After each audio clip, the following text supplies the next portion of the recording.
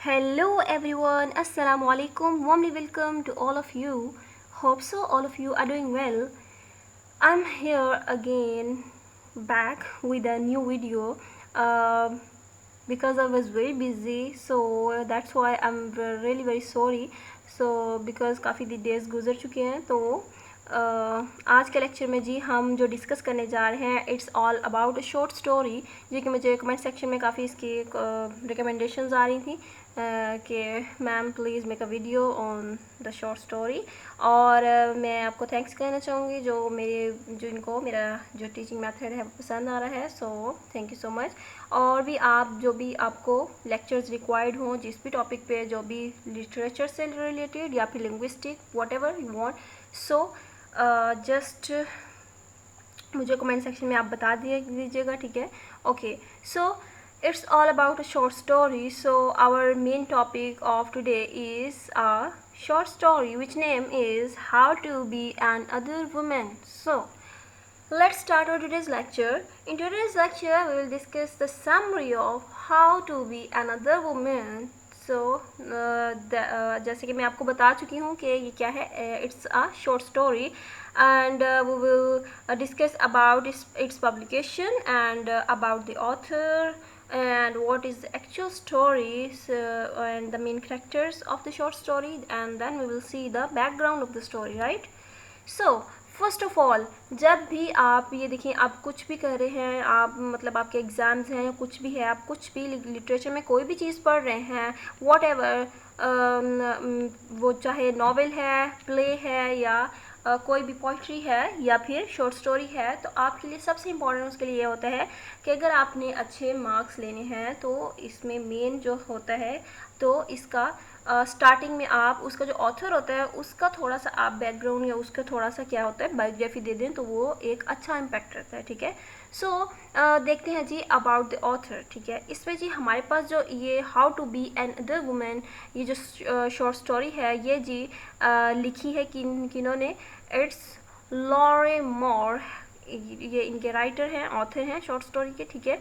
तो ये जो हैं जी, Laurie Moore has a great playfulness and grace within her writing style. तो हम देखेंगे कि इनकी जो राइटिंग है, जिस राइटिंग स्टाइल में ये क्या है लिखते हैं, तो ये क्या है, उसमें हमें एक बहुत ही एक ग्रेट प्लेफुलनेस का एलिमेंट नज़र आता है, ठीक है। एंड तो इसमें क्या है जी, जब उन्होंने सबसे जो इनकी टेक्निक है ना राइटिंग की, तो वो एनोलॉजीज़ का यूज़ करती हैं, ठीक है जी। So her use of analogies to describe characters action is the best technique, ठीक है। सो इन्होंने जो शॉर्ट स्टोरी अपने वर्क्स लिखते हुए ये एनोलॉजीज़ का यूज़ करती हैं मोस्टली, ठीक है। तो देखिए ना, एनोलॉजीज़ क्या होता है, have you any idea about the analogies? Analogies होते हैं ना कि जब ये उस वक्त यूज़ की जाती हैं जब हम कंपेयर करते हैं किसी एक चीज़ को किसी दूसरी चीज़ के साथ, ठीक है। For example work of art जो होता है ये इस कंपैरिजन में होता है कि वो क्या किसकी एनोलॉजी होती है, वो वर्क ऑफ नेचर की एनोलॉजी होती है, ठीक है ना। तो क्योंकि नेचर से हम वो उठाते हैं ना, इस टाइप की जो हमारा आर्ट होता है, सारी चीज़ें जो होती हैं, तो इस तरह से जब हम कंपेयर करते हैं चीज़ों को, तो हम राइटर्स और वट एवर जो भी हम कोई भी हम यूज़ कर सकते हैं किस चीज़ को, एनोलॉजी को, ठीक है। So let's come forward towards the background of the story is, देखिए अब ये है how to be an other woman is one of the short story of Lorrie Moore, first publish कब हुई है जी, ये फर्स्टली पब्लिश हुई है 1985 इन हर कलेक्शन सेल्फ हेल्प, ठीक है। और देखें अब यहीं से हमें जो है ना मतलब आपको हम समझ सकते हैं, क्योंकि काफ़ी सारे राइटर्स जो लिखते हैं उनकी ऑटोबायोग्राफीज़ भी होती हैं, तो ऑटोबायोग्राफी का पता होगा आपको। ओके, नहीं पता तो मैं इसको भी डिस्कस कर लेते हैं।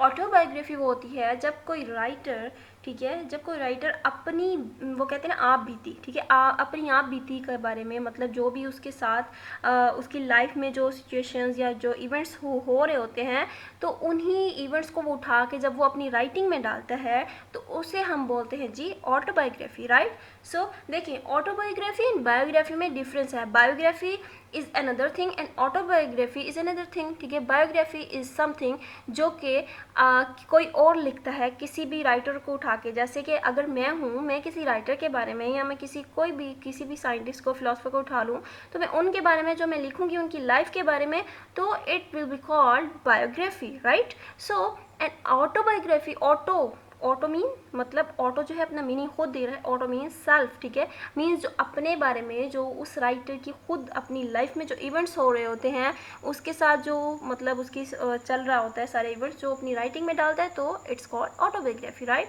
सो देखें अब जी लॉरेन मोर के हम देख रहे हैं, उनका जो कलेक्शन, कौन सी कलेक्शन है, सेल्फ हेल्प। तो इस इधर से हमें अंदाज़ा हो रहा है जी, अगर इन्होंने देखिए ना, इन्होंने कलेक्शन का नेम भी थोड़ा सा ना आप क्रिटिकली एनालाइज किया करें चीज़ों को। अगर इन्होंने देखिए कलेक्शन का नेम है self help, right. So self help का मतलब है इट मीन्स के इनकी लाइफ में बहुत सारी मतलब जो है पेनफुल क्राइसिस चल रही होंगी, ठीक है। इसीलिए उन्होंने, और उन जो क्राइसिस हैं वो सारी चल रही लाइफ में, तो उनसे वो क्या हैं, इसके फरार चाह रही होंगी। तो इट्स मतलब देखिए, इसलिए उन्होंने सेल्फ हेल्प जो है इस अपने कलेक्शन का नेम रखा है। तो ये जो शॉर्ट स्टोरी है ये भी इनके किस कलेक्शन में है, सेल्फ हेल्प में, ठीक है, ऐड करते हैं। ओके। सो इसमें देखें ये हमें अपने मतलब जो भी ये फील करती हैं, ये इन्फीरियॉरिटी कॉम्प्लेक्स है, उसके बारे में ये और क्या है एलेबोरेट करेंगे। ओके। अब देखें जी, अब हम मेन कैरेक्टर्स के ऊपर आ जाते हैं। मेन कैरेक्टर जो हैं जी, इनमें हमारे पास वन इज़ चार्लिन, ठीक है। तो चार्लिन है हमारे पास एक करेक्टर। देन हमारे पास जॉन है, देन पेट्रोशिया, ओके। अब देखिए चार्लिन जो है जी, ये एक्चुअल जो स्टोरी है ना, it's a story about extra marital affair, right. Okay. Charlene, अब देखिए चार्लिन जो है ना, इसमें एक ऐसी वीमेन दिखाई गई हैं जो कि एक मैरिड मैन के साथ इनका अफेयर होता है, ठीक है। और ये दिखाई तो बजाय फुल बॉडी करेक्टर गई हैं, जो कि अपने अपने आप को क्या करती हैं, फिगर आउट करती हैं, अपनी पर्सनैलिटी को, अपनी चीज़ों को करते हुए, अपनी मीन्स एक तरह से ये अपनी क्या हम कह सकते हैं इनको, कि अपने आप को पहचानना, ये रिकॉग्नाइज करना, अपनी जो अंदर फीचर्स हैं उनको एलेबोरेट नहीं, एक्सप्लोर करना, ठीक है। तो ये कैसे कैसे करेंगे हम देखेंगे। तो जॉन जो है, जॉन के साथ इनका अफेयर होता है, so having affair with Charlene, and Patricia is a wife of John. ये बहुत ही एक टाइडी किस्म की, मतलब एक क्या होती है, नीट एंड क्लीन वाइफ होती है, मतलब अपने काम से काम रखती है। सो अब देखें स्टोरी क्या है, एक्चुअल स्टोरी जी ये है कि जो चार्लिन है, और ये थोड़ा ना इन्फीरियॉरिटी कॉम्प्लेक्स है इन्हें, तो जो इनका मतलब मैंने जिनके साथ बताया इनका क्या है अफेयर होता है, जो कि जॉन है। तो वो अपनी वाइफ की इनके सामने जब उनको अप्रिशिएट करते हैं कि वो एक शी इज़ अ वुमेन जो कि टाइडी किस्म के, मीन्स नीट एंड क्लीन रहती हैं, और मतलब अपना काम करती रहती हैं, लिस्ट्स वगैरह जो भी ऑर्गेनाइज्ड हैं, वेल ऑर्गेनाइज्ड हैं, ठीक है। तो अब ये उनको सुन के ना ये भी वैसे ही बनना चाह रही हैं, ठीक है। तो ये बहुत कोशिश करती हैं, ये जो चार्लिन है इनकी कोशिश होती है कि ये ना अपने आप को हमेशा, जब भी किसी को कहते हैं ना, हर आदमी है, हर इंसान है एक डिस्गाइज का हम वर्ड यूज़ करते हैं इंग्लिश लिटरेचर में। डिस्गाइज का मतलब होता है wearing a mask on the faces, ठीक है। तो हर कोई जो अपनी जो कॉमन लाइफ में क्या करते हैं, जब भी किसी और पर्सन से मिलते हैं, तो हम हर टाइम जो है डिफरेंट सिचुएशन में डिफरेंट जो भी इंसानों से मिलते हुए मास्क पहनते हैं अपने फेसेस पे, एंड दिस इज़ राइट, ठीक है। तो ये भी क्या है, ये जब भी किसी से मिलती हैं तो ये चाहती है मैं मतलब अच्छी लगूँ, मेरी मतलब तारीफ़ हो, ठीक है। तो इनको हमेशा यही रहता है कि जैसे कि जो है इन्फीरियॉरिटी कॉम्प्लेक्स का शिकार है, ठीक है। अब देखें ऐसे ही होता है। एंड देन पेट्रिशिया मैं बता चुकी हूँ उनकी वाइफ होती हैं, तो ये ऐसे इनका चलता रहता है, मीटिंग्स होती रहती हैं, ठीक है। और एंड पे क्या होता है जी, जो है ना ये चार्लिन एक ना कॉम्प्लिकेटेड सा स्ट्रक्चर है, इनकी कुछ समझ नहीं आती कभी, मतलब मिस्टीरियस सा कुछ स्ट्रक्चर है, ठीक है।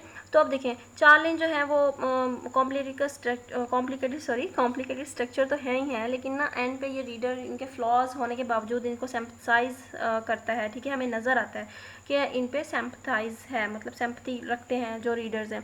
तो अब देखें हालांकि हर इंसान को अपनी वर्थ पता होनी चाहिए, किसी को भी किसी के पीछे नहीं भागना चाहिए। सबसे इंपॉर्टेंट होती है self respect and self worth. जब इंसान को अपनी सेल्फ वर्थ के बारे में आइडिया होता है तो हमें किसी के पीछे भागने की ज़रूरत नहीं होती, ठीक है।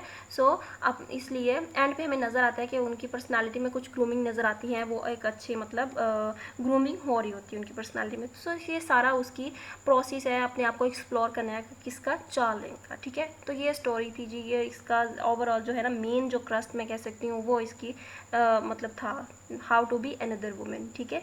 So that's all for today, thanks for watching.